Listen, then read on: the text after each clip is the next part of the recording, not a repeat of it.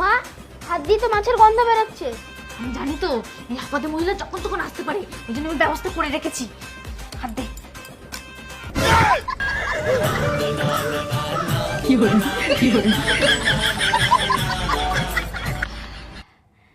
আর মাছের গন্ধ নেই, বুঝতেই পারবে না তুই মাছ দিয়ে ভাত খেয়েছিস। ভগবান, কি সুন্দর মেহেন্দি করেছিস, দেখি।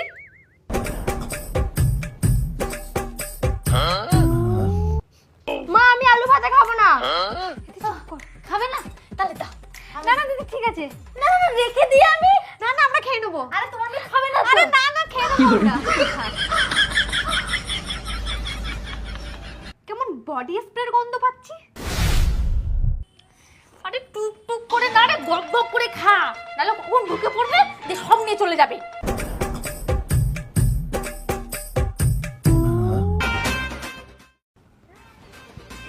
হয়েছে, এবার যা হাতটা ধুয়ে আয়। বস, আমি হাতটা ধুয়ে দিই, তাড়াতাড়ি ধো। না এসে যদি দেখে থালায় মাছের কাটা, মাছ মাছ করে আমার মাথা খারাপ করে দেবে। হাতটা লুকাই আমি। মা, হাত দিয়ে তো মাছের গন্ধ বেরোচ্ছে। আমি জানি তো এই আপাতত মহিলা যখন তখন আসতে পারে, ওই জন্য আমি ব্যবস্থা করে রেখেছি। হাত দে।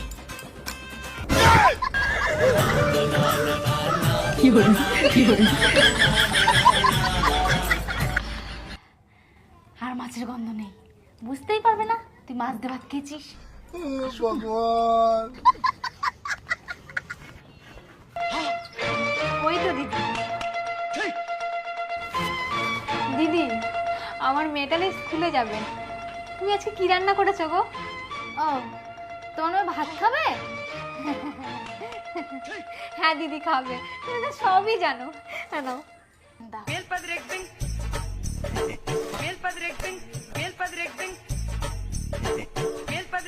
এই নাও, দিও। আজকে আলু ভাতে ভাত, মাছ মাংস ডিম কিচ্ছু হয়নি। হ্যাঁ গো, আলু সিদ্ধই করেছি। মা, আমি আলু ভাজা খাবো না। খাবে না? তাহলে দাও। না না দিদি, ঠিক আছে। না না না, রেখে দিই আমি। না না, আমরা খেয়ে নেবো। আরে তোমার মেয়ে খাবে না তো? আরে না না, খেয়ে নেবো আমরা।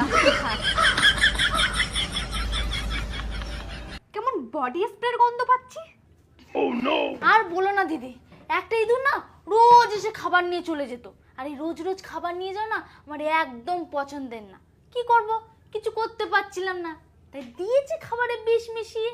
ব্যাস, ইঁদুরের কেল্লা ফাতে। ভগবান।